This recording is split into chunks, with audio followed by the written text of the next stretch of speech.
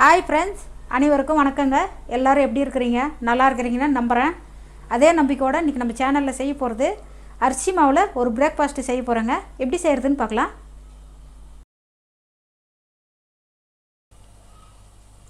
First நம்ம பிரேக்ஃபாஸ்ட்டுக்கு தேவையான ஸ்டஃபிங் ரெடி பண்ணி எடுத்துக்கலாங்க. அதுக்காக பாருங்கள், 3/4 கப்பு தேங்காய் கட் பண்ணது சேர்த்துக்கிறேன். சேர்த்துட்டு இது கொஞ்சம் நேரம் அப்படியே வறுத்துக்கணுங்க. நெய்யோ எண்ணெயோ எதுவும் போடக்கூடாது. இது கொஞ்சம் நேரம் வறுத்தாவே எண்ணெய் விட்டு வரும். இது தேங்காய் பாருங்கள், ஒரு 2 நிமிஷம் நான் அப்படியே ட்ரையாக ரோஸ்ட் பண்ணியிருக்கிறேன். இப்போ அதில் 1/4 கப்பு கடலக்கொட்டை சேர்த்துக்கிறேங்க. சேர்த்துட்டு கொஞ்சம் நேரம் வறுத்துக்கலாம். இது கடலக்கொட்டை நல்லா வெடிக்கட்டும். 1 நிமிஷம் அவங்க வெடித்து வர்றதுக்கு.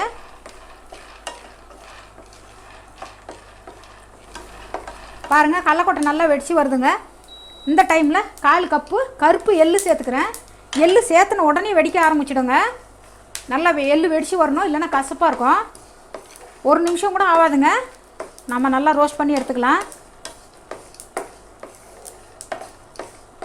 பாருங்கள், வெடிக்க ஆரம்பிச்சிடுச்சு. ஆயிடுச்சுங்க. பாருங்கள், எள்ளு நல்லா வெடித்து வந்துடுச்சு. ஸ்டவ் ஆஃப் பண்ணிடலாம். நம்ம வறுத்து வச்சதெல்லாம் ஜாரில் சேர்த்துட்டு அரிசி எடுத்துக்கலாங்க. 2 ஏலக்காய் சேர்த்துக்கிறேன். இது இப்போ நம்ம 1 பாதியமாக அரைச்சிக்கலாம்.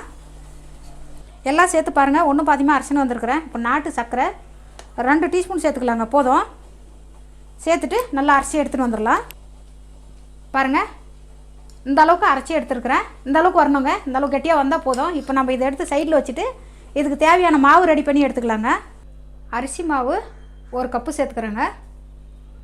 கொஞ்சமாக உப்பு சேர்த்துக்கலாங்க. எப்பயுமே ஸ்வீட்டுக்கு உப்பு சேர்த்துக்கணும், அப்போ நல்லாயிருக்கும். கொஞ்சமாக கேசரி கலர் சேர்த்துக்கிறேங்க, கலர்ஃபுல்லாக இருக்கட்டும், அதனால் சேர்த்துட்டு நல்லா மிக்ஸ் பண்ணிக்கலாம். மாவில் 1 டீஸ்பூன் நெய் சேர்த்துக்கிறேங்க. நெய் சேர்த்துனா தான் டேஸ்ட்டும் இருக்கும், நல்லாவும் இருக்கும். சேர்த்துட்டு இன்னும் ஒரு டைமு நம்ம நல்லா மிக்ஸ் பண்ணி எடுத்துக்கலாம்.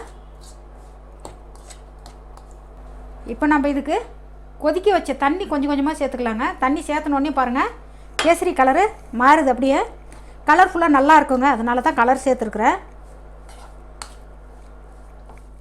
கொஞ்சம் கொஞ்சமாக தண்ணி சேர்த்துக்கணும். ஒரே வாட்டி தண்ணி சேர்த்தனோங்கன்னா கொல கொலன்னு ஆகிடுங்க, மாவு கரெக்டாக வராது.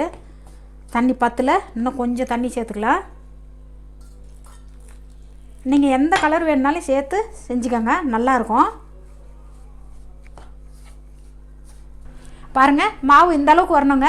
இப்படி இருந்தால் தான் கரெக்டாக வரும். இப்போ நம்ம இதில் கொஞ்சமாக எடுத்துக்கலாம். பாருங்கள், இந்த அளவுக்கு மாவு போதுங்க. ஃபஸ்ட்டு நம்ம இந்த மாவு உருண்டை பண்ணிக்கலாம். கொஞ்சமாக கைக்கு எப்பவும் நெய் போட்டுக்கோங்க. போட்டுனா இந்த கையில் வச்சுக்கலாங்க. ஒரு கையில் முடியாது இது செய்கிறதுக்கு, 2 கையிலையும் வச்சுக்கலாம். பாருங்கள், இந்த மாதிரி தட்டிக்கணும். தட்டிட்டு இப்போ நம்ம ரெடி பண்ணி வச்ச ஃபில்லிங் வச்சுக்கணுங்க. வச்சுட்டு எல்லா பக்கமும் நம்ம மூடிக்கலாம் அந்த மாவை. பாருங்கள், இந்த அளவுக்கு பண்ணணும்.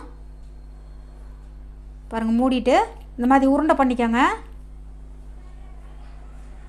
பண்ணிவிட்டு உங்களுக்கு எந்த ஷேப் வேணுமோ அந்த ஷேப்பில் வச்சு வேக வச்சுக்கலாங்க. உருண்டையாகவும் வச்சுக்கலாம், நீங்கள் இதே மாதிரியும் வச்சுக்கலாம். பாருங்கள், இப்படி பண்ணி வச்சா இன்னும் ரொம்ப நல்லா இருக்குங்க. பாருங்கள், இந்த மாதிரி பண்ணால் போதும். பாருங்கள், எல்லாம் உருண்டை பண்ணி நான் அமுத்திட்டு தட்டில் வாழை போட்டு வச்சுருக்குறேங்க. இந்த மாதிரி வச்சுட்டு மூடி போட்டு 8லேருந்து 9 நிமிஷம் நல்லா வேக வச்சு எடுத்துக்கணுங்க. பாருங்கள், நல்லா வெந்துடுச்சுங்க. மூடி திறந்து பார்க்கலாம். பாருங்கள், எவ்வளோ நல்லா வந்திருக்குது. இப்போ நம்ம இதை ஆற வச்சுட்டு எடுத்துக்கலாம். பாருங்கள், நம்மளோட அரிசி மாவு பிரேக்ஃபாஸ்ட் ரெடி ஆகிடுச்சுங்க. செஞ்சு சாப்பிட்டு பாருங்கள், காலையில் டைமில் ரொம்ப நல்லா இருக்குங்க. வேறு ஒரு வீடியோவோடு பார்க்கலாம். வணக்கங்க.